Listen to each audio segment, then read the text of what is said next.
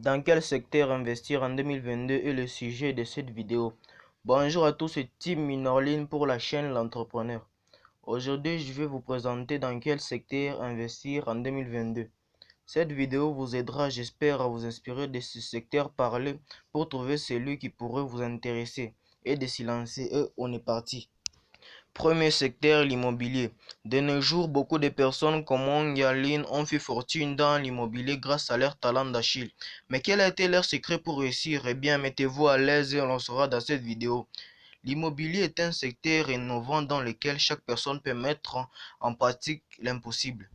Au fil des années, ce secteur est devenu l'un des plus convoités par nombreux milliardaires pour sa capacité à donner vie à l'impossible. Ce secteur n'est pas seulement une source de richesse, mais une passion commune destinée à contribuer à l'évolution planétaire. C'est ainsi que ce secteur a donné beaucoup à un grand nombre de personnes qui ont fait de ce secteur le plus impressionnant au monde, tant économiquement que financièrement, et ont contribué à un statut supérieur à travers le monde et associé à la technologie. Ce secteur est non seulement efficace et irremplaçable. Alors, pourquoi investir dans l'immobilier étant en Afrique? C'est plus que simple. Parce que ce secteur n'étant pas bien pratiqué en Afrique, en termes d'infrastructure, vous permettra de débuter votre investissement tête haute sans vraiment avoir de problèmes à couvrir. Alors, lorsqu'on sait qu'en Afrique, il n'y a pas vraiment beaucoup de problèmes à couvrir comme dans la plupart des pays mondiaux, qui nécessitent vraiment des main-d'œuvre complexes et appliquées à la technologie, je vous conseillerais de contribuer à un investissement long, non seulement parce que ce secteur est sûr et rentable, mais aussi parce qu'il demande une bonne organisation, exemple des meilleurs équipements, etc. En ce qui concerne les sortes d'immobilier, je vous conseillerais l'immobilier locatif, parce que c'est en effet certainement un des placements le plus sûr du marché, et il facilite la transmission de son patrimoine à ses enfants. Donc, c'est quand même intéressant d'investir dans ce secteur parce que ça laisse une chance de contribuer à l'évolution patrimoniale future, même après votre mort. Et l'impact sur votre budget quotidien est donc limité grâce à la souscription d'un prêt immobilier. Qu'est-ce qu'un prêt immobilier? Un prêt immobilier est un actif pouvant s'acheter à crédit. Donc, vous n'avez pas besoin d'être très riche pour envisager un prêt immobilier. Aussi, un investissement locatif peut s'envisager sans aucun apport financier, puisque certaines banques prêtent jusqu'à 110% du montant de l'achat. Donc, vous pouvez envisager un investissement locatif sans vraiment avoir les fonds nécessaires. Pourquoi ça? Eh bien, un investissement locatif peut être financé par les locataires. Le financement d'un bien immobilier locatif est tout de même assuré en grande partie par les loyers qui vous sont versés. Et c'est un secteur dont vous avez un contrôle total de son investissement. Exemple, un logement locatif peut être entièrement géré par vous.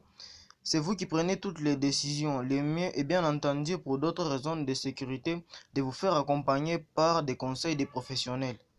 Si vous souhaitez aller passer votre retraite au bord de l'Atlantique, pourquoi ne pas faire coup double en réalisant un placement immobilier dont les loyers vont rembourser une partie du crédit immobilier et récupérer les biens immobiliers locatifs à terme pour l'utiliser.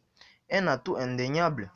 Lorsque le crédit immobilier est remboursé, les loyers représentent un revenu régulier appréciable qui peut notamment vous permettre de maintenir votre niveau de vie lorsque vous prenez votre retraite.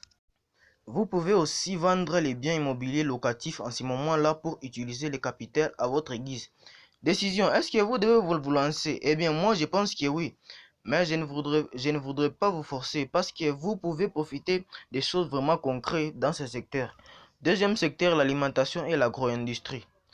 Les opportunités dans l'espace alimentaire et agroalimentaire africain restent énormes et ne se démoderont pas de sitôt. Avec des dizaines de millions de personnes à nourrir, les marchés de l'alimentation et l'agrobusiness africain représentent un atout vraiment indéniable.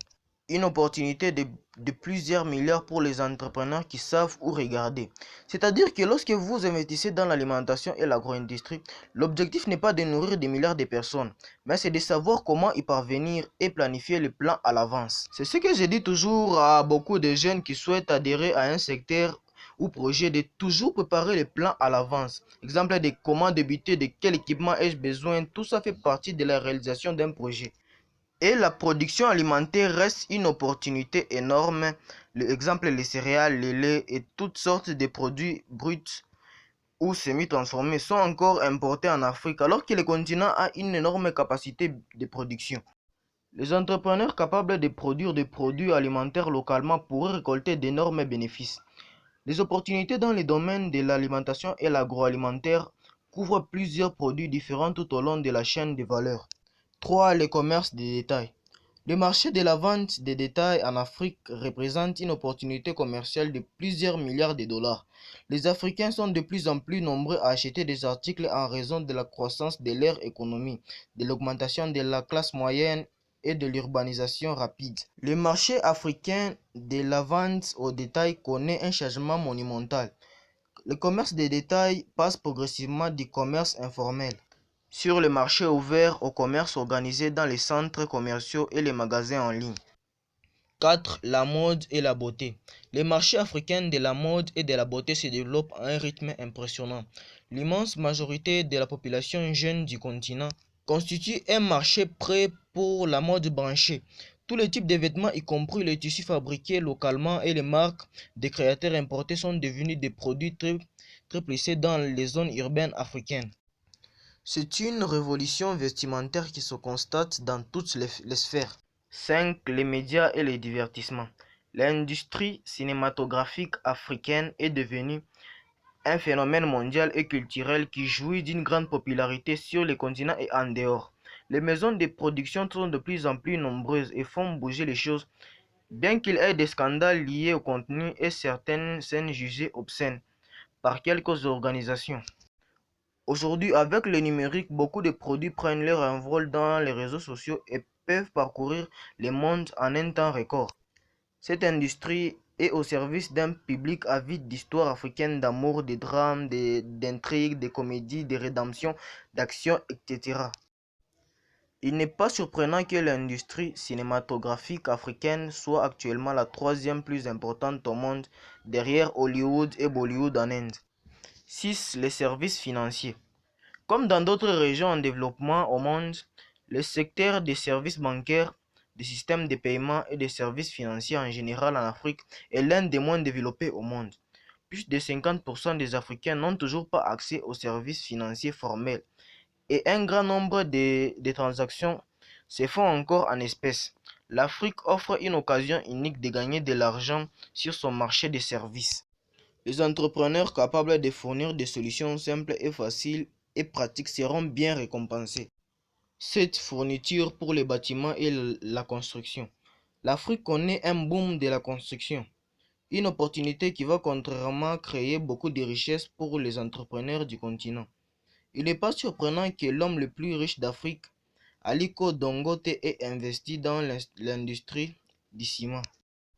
Le ciment n'est qu'un exemple des nombreux matériaux de construction dont la demande augmente en Afrique. La demande d'acier est une autre opportunité commerciale de plusieurs milliards de dollars qui est probablement en effet plus important que le ciment. Le bois, les matériaux de toiture, les verres, les peintures, la plomberie et les fournitures électriques sont d'autres produits qui bénéficient d'une forte demande en raison du boom de la construction sur le continent et du boom démographique. Et voilà tout ce que j'avais à dire au sujet de cette vidéo. Alors, si cette vidéo vous a plu, lâchez-moi un gros pouce bleu et n'hésitez pas à vous abonner à ma chaîne pour ne rater aucune de mes prochaines vidéos. Et à la